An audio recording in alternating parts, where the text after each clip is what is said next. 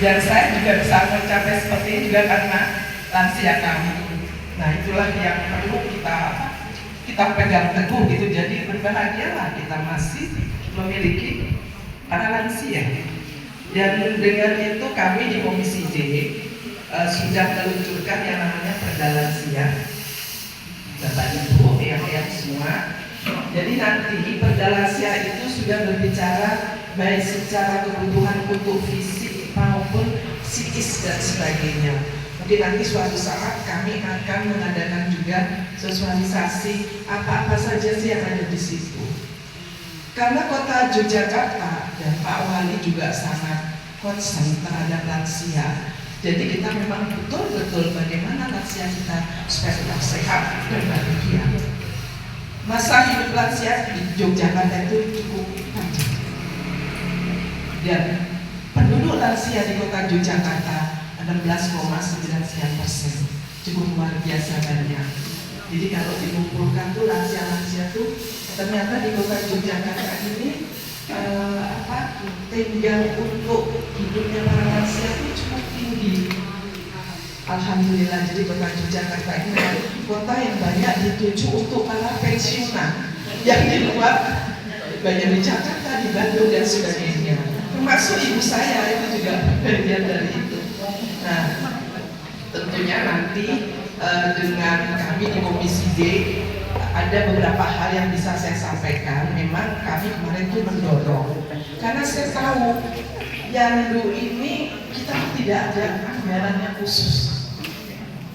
Saya juga meskipun saya ketua DPRD, ketua Komisi D di DPRD Kota Yogyakarta, saya itu juga sebagai ketua PKK-RW di RW 7 Partean, dan saya itu tinggal di Kementerian Keraton, Bapak Ibu. Saya tinggal di Kementerian Keraton. Jadi nanti kalau ada Bapak Ibu yang lewat sana, monggo nanti nunggu saya ingin ada hal-hal yang ditanyakan. Saya selalu senang untuk berdiskusi ya. Nah kemarin lansia ini saya pinginnya tuh langsung menjadi ampluan dari Dinas Kesehatan. Tapi ternyata peraturan permennya tidak memungkinkan. Karena berkaitan dengan tanggung jawab tupoksi yang jelas agar anggarannya pun terbaca di sana. Ternyata tidak bisa. Akhirnya ada permen baru di sini yang memunculkan yang bertanggung jawab terhadap Yandu. Itu ada 5 dinas. Ada dinas perumahan ada di sana, DP3AP2 ada, dinas kesehatan ada, dinas pendidikan ada.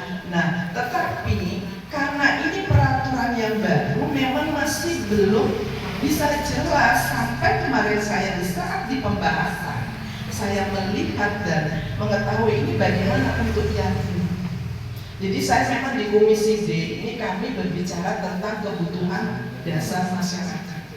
Sehingga kita harus betul-betul jeli. Dan salah satunya kenapa saya hadir di sini, saya ingin tahu program-program yang digulirkan oleh pemerintah Kota Yogyakarta sampai sejauh mana nanti output dan outcome-nya di dalam pencapaian ini, mana yang masih kurang.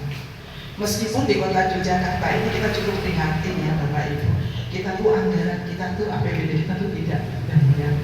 Tapi mudah-mudahan nanti dengan inovasi-inovasi yang dilakukan oleh eksekutif melalui Bapak Wali Kota dan persetujuan kami di legislatif, semuanya bisa berjalan dengan baik, terutama untuk lansia. Sekarang saya mau tanya Bapak Ibu, apakah 3 bulan sekali Bapak Ibu sudah menerima kesehatan gratis?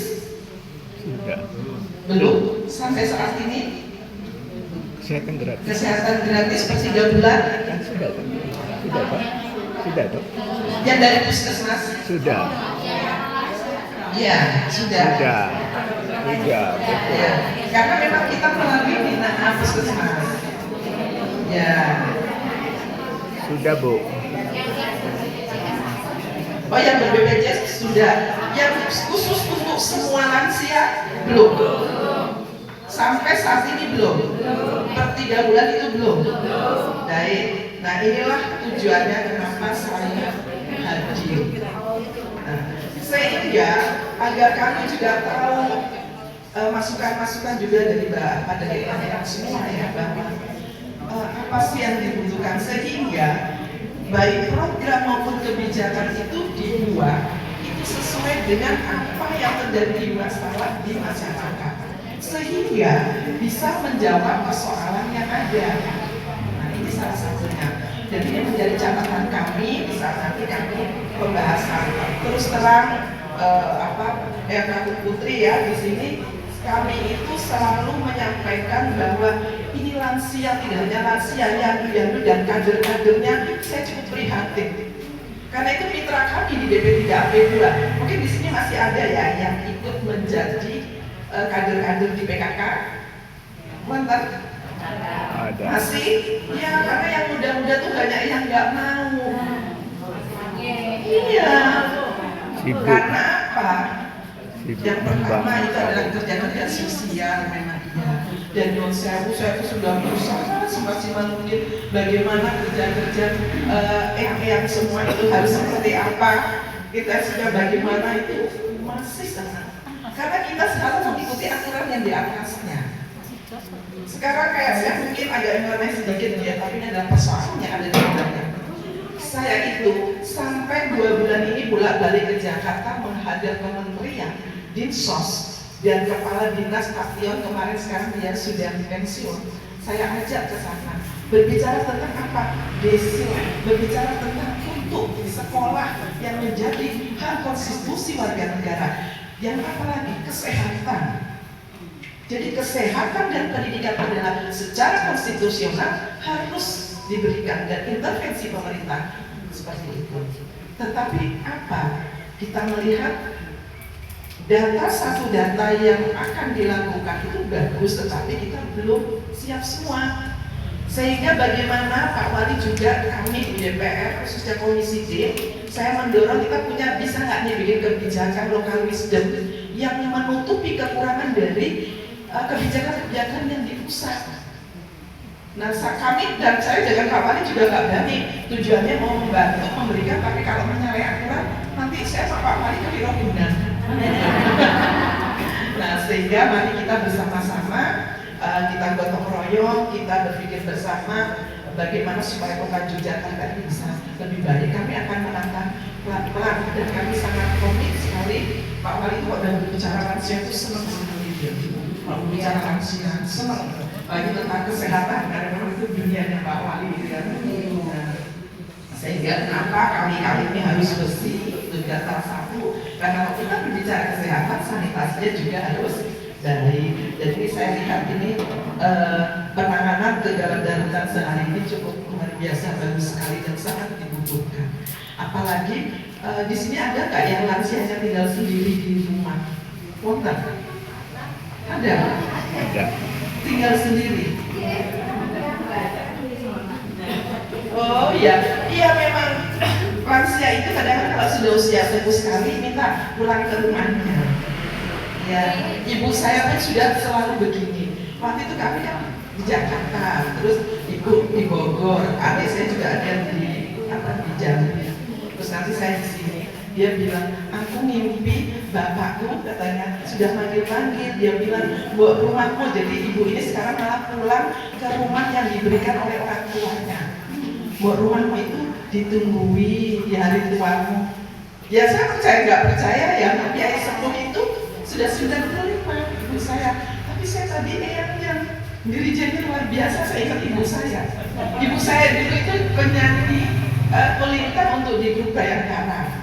Jadi dia kalau sudah nyanyi itu seneng banget. Ibu saya tadi lihat yang luar biasa, bagus sekali.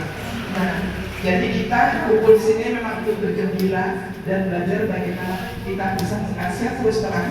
Di saat saya turun, saya Sabtu Minggu selalu turun ke bawah. Terutama yang pinggir-pinggir kali ini karena saya menyusuri Pak Monggo, eyang-eyang kalau ada informasi rumah-rumah yang betul-betul memang tidak layak huni, nanti disampaikan langsung ke saya. Di Kraton saya sudah 9.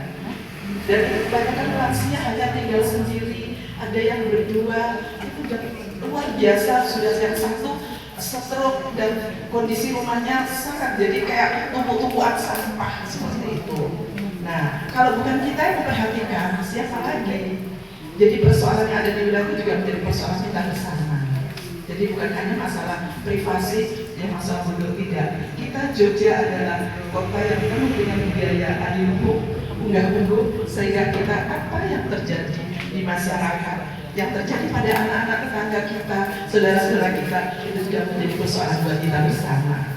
Mungkin itu yang bisa saya sampaikan seperti ini. Nanti saya, ya sebetulnya tangganya nggak mungkin toh, kita kenapa-napa langsung anaknya jauh itu tidak mungkin. Jadi saudara tetangga adalah saudara kita, sehingga berbaik-baiklah dengan tetangga. Tetangga adalah saudara. Mas saya selalu bilang, ibu-ibu kayak kita di PKK ya, kita ini jangan terus ngegen-ngegen. Ternyata banyak juga yang ngadu ke saya, Bu, ibu-ibu muda ini pada ngegen-ngegen, kan dia kesana, saya kesini. Oke, saya kumpulkan di sini, gitu enggak? Buatan, alhamdulillah. Nah, itu saya selalu bilang yang muda tetap membutuhkan yang sepuh. Karena yang sepuh sudah banyak ilmunya, masalah garam. Pengalaman itu tidak bisa dibeli. Sepintar apapun, yang muda-muda belum punya pengalaman yang sudah dilakukan dan diterima oleh yang sepuh-sepuh. Sehingga harus ada sinergi antara yang muda dan yang sepuh. Jangan terus yang sepuh ditinggalkan, tidak. Seperti itu, dan saya mudah-mudahan nanti kalau saya pas ada ini kegiatan sekolah lansianya itu suka senang juga enggak? Oh, tanggal 22 itu kayaknya saya ada di Jambi. Nanti suatu saat ya saya akan hadir kembali. Saat senang juga Pak, monggo saya dihubungi Ibu. Selama saya bisa, pasti saya akan hadir. Nanti bagaimana kita bisa lebih semangat lagi agar kota Yogyakarta ini betul-betul menjadi rumah lansia yang cukup aman, cukup sehat, dan menggembirakan. Baik, nanti saya mohon maaf sebelumnya, saya tidak bisa menunggu Bapak Ibu karena saya ada di Widokiwo juga. Jadi ini waktunya bersamaan. Setelah itu nanti saya ke kantor pembahasan, terus nanti saya pergi lagi sama Pak Wali. Jadi waktunya kadang-kadang suka pulang sampai malam, jam 12, jam 11. Ya mudah-mudahan kita selalu sehat deh. Dan saya titip pesan buat yang semuanya, jaga kesehatan. Dan kita selalu, saya kalau bilang sama ibu saya gini, aku ini istilahnya sudah 95 tahun. Sudah tapi aku masih punya keinginan karena cucunya belum ada yang menikah. Anak saya itu kan usianya 30 besok kemarin ini yang perempuan. Anak saya anak paling besar. Karena ibu itu dulu yang aktivis ya, jadi nikahnya mungkin lambat gitu ya. Nah, sekarang saya sudah 57 hampiran, sudah tua juga, udah gerah ya. Nah, saya ternyata sudah gerah ya. Nah, terus saya ingin menunggu cucu salah satu yang sudah menikah. Nah, saya tidak bisa melihat karena anak saya ya, dia dari lulus SMA, kuliah S1, S2 di Korea Selatan dan dia sekarang di sana, tapi setahun sekali dia pulang pasti. Dan adiknya di Singapura, usianya 27, perempuan semua. Nah, saya bilang kita saling mendoakan saja ya, semoga semuanya baik-baik saja. Dan saya sangat berterima kasih sekali diterima di sini dengan baik. Mudah-mudahan silaturahmi kita ini tidak hanya berhenti sampai di sini, dan nanti kita akan selalu komunikasi. Sekian dan terima kasih. Wassalamualaikum warahmatullahi wabarakatuh. Mengenai fasilitas gratis dari puskesmas layanan itu apakah termasuk kalau lansia atau warga periksa ke puskesmas kemudian ada screening ke wilayah itu termasuk itu atau ada yang lainnya? Kalau screening itu kan memang itu dulu ya 1 tahun sekali. Kalau tidak salah screening itu untuk lansia sama untuk usia 18 sampai 59. Itu jadi ada program di saat kampanye Pak Wali. Sehingga kita kan punya Bapak Ibu, satu kampung satu bidang. Nah, kemarin ini kan kita baru memiliki di kelurahan Tapi kita tetap berjalan untuk menyiapkan satu kampung satu bidan sudah ada, tapi mungkin ini belum semua. Karena kita juga menghitung anggaran kita cukup luar biasa, pusing gitu ya. Nah, tapi itu harus dilakukan. Nah, kemarin saya baru bisa memasukkan untuk BPJS itu belum semuanya. Saya inginnya kan, misalkan kader 7, ya udah semua dapat gitu ya. Nah, ini ada yang baru 2, seperti itu. Nah, mudah-mudahan mohon doanya kita semua nanti itu bisa nanti gimana caranya gitu ya. Karena saya berpikir kader ini kan menjalankan program dari pemerintah pusat. Udah nggak ada apa-apanya, sebaiknya dia susah ya. Nah, itu karena saya di komisi dia tuh selalu datang ke bawah tuh. Jadi kayak saya turun tuh dari Sabtu itu saya habis sholat subuh, saya turun, saya balapan kadang-kadang kalau pas wilayah saya, usulan saya yang dikerjakan saya sama Pak Wali, nenek nggak bisa.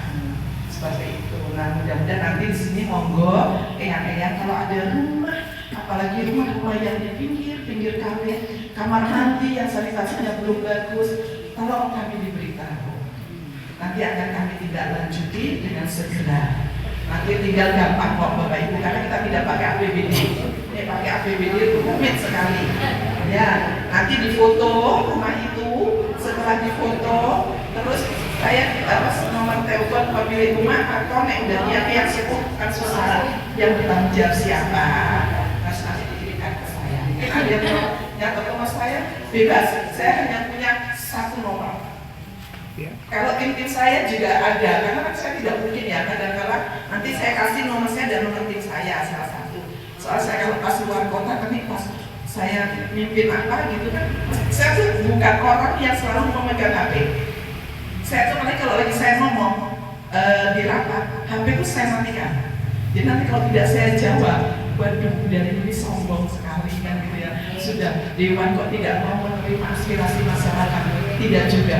Saya akan selalu mencari aspirasi dari masyarakat, karena itu adalah vitamin saya. Persoalan saya, kalau saya tidak punya persoalan, saya tidak bekerja. Berarti semuanya baik-baik saja, kan begitu.